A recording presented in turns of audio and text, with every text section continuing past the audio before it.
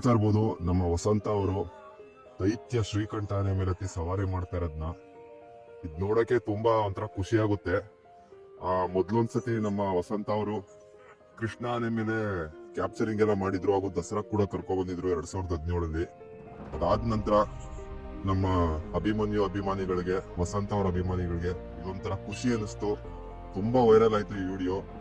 ಎಷ್ಟು ಖುಷಿ ಆಗುತ್ತೆ ಅಂದ್ರೆ ನೋಡಕ್ಕೆ, ಶ್ರೀಕಂಠ ಆನೆ ಮೇಲೆ ಕೂತಿ ವಸಂತ ಅವ್ರನ್ನ ನೋಡೋದೇ ಒಂಥರ ಖುಷಿ. ಹಾಗೆ ವಸಂತ ಹಾಗೂ ಅಭಿಮನ್ಯುನೇ ಕ್ಯಾಪ್ಚರ್ ಮಾಡಿ ಹಿಡಿದಂತ ಆನೆ ಶ್ರೀಕಂಠ 2014ರಲ್ಲಿ. ಅದನ್ನ ಹಿಡ್ದಿ ಲೋಡ್ ಮಾಡಿದ್ದೆ ನಮ್ಮ ವಸಂತ ಹಾಗೂ ಅಭಿಮನ್ಯು ಟೀಮ್. ಇಷ್ಟು ವರ್ಷ ದಸರಾ ಮಾಡಿರೋ ಅನುಭವ ನಮ್ಮ ವಸಂತ ಅವ್ರಿಗೆ. ಅವ್ರ ಜೊತೆ ನಿಂತ್ಕೊಂಡು ಮಾತಾಡೋದೇ ಒಂದು ಖುಷಿ. ಅವ್ರು ಹೇಳೋ ಸ್ಟೋರಿಗಳು ಕೇಳೋದು ಒಂಥರ ಖುಷಿ. ಕ್ಯಾಪ್ಚರಿಂಗ್ ಬಗ್ಗೆ ಆಗಿರ್ಬೋದು, ಆನೆಗಳು ಪಳಗ್ಸೋದ್ ಬಗ್ಗೆ ಆಗಿರ್ಬೋದು.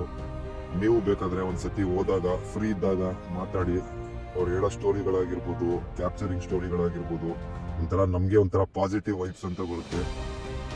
ಅವ್ರ ಜೊತೆ ಮಾತಾಡ್ಬೇಕಾದ್ರೆ ನಮ್ಗೆ ಒಂಥರ ರೋಮಾಂಚಕ. ಯಾವ ತರ ಕ್ಯಾಪ್ಚರಿಂಗ್ ಎಲ್ಲ ಮಾಡಿದ್ರು, ಹಾಗೆ ಯಾವ ರೀತಿ ಸಾವನ್ನ ಗೆದ್ದು ಬಂದ್ರು, ಅಭಿಮನ್ಯು ಯಾವ ತರ ಎಲ್ಲ ಕಾಪಾಡ್ತು ವಸಂತ ಅವ್ರಿಗೆ. ಆದ್ರೆ ಇದೆಲ್ಲ ನಮ್ಮ ಯೂಟ್ಯೂಬ್ ಚಾನಲ್ ಆಗ್ಲಿ, ನಮ್ಮ ಮೀಡಿಯಾದಲ್ಲಾಗ್ಲಿ ಹೇಳಕ್ಕಾಗಲ್ಲ. ಅವರು ನೀವು ಪರ್ಸನಲ್ ಆಗಿ ಯಾರು ಹೋದಾಗ ಒಂದು 5 ನಿಮಿಷ ನಿಂತ್ಕೊಂಡು ಮಾತಾಡಿ ನೀವು ಕೇಳ್ಬೋದು. ಇವ್ರಿಷ್ಟು ದಸರಾ ಮಾಡಿದ್ರು, ಇವ್ರ ಸರಳತೆಗೆ ನಮ್ಗೊಂದು ಸಲಾಮ್ ಅಂತಾನೆ ಹೇಳ್ಬೋದು ವಸಂತ ಅವ್ರದ್ದು. ಹಾಗೆ ಇವ್ರು 100 ವರ್ಷ ಚೆನ್ನಾಗಿರ್ಲಿ. ಇದೇ ತರ ಒಳ್ಳೊಳ್ಳೆ ಆನೆಗಳು ಇವ್ರ ಕಡೆಯಿಂದ ಬರಲಿ. ನೆಕ್ಸ್ಟ್ ಅವ್ರ ಮಗ ಕೂಡ ಇದ್ದಾನೆ. ಹಾಗೆ ಇವ್ರಿಗೂ ಈ ಅಭಿಮನ್ಯು ರಿಟೈರ್ಡ್ ಆದ್ಮೇಲೆ ತುಂಬಾ ಚೆನ್ನಾಗಿ ಆರಾಮಾಗಿ ಅವ್ರ ನೆಕ್ಸ್ಟ್ ಲೈಫ್ ನ ಎಂಜಾಯ್ ಮಾಡ್ಲಿ. ಆಲ್ ದ ಬೆಸ್ಟ್ ನಮ್ಮ ಅಭಿಮನ್ಯು ಹಾಗೂ ವಸಂತ ಅವ್ರಿಗೆ. ಅವ್ರ ಅಭಿಮಾನಿಗಳಿಗೂ ನಮ್ಮ ಕಡೆಯಿಂದ ಒಂದು ಆಲ್ ದ ಬೆಸ್ಟ್.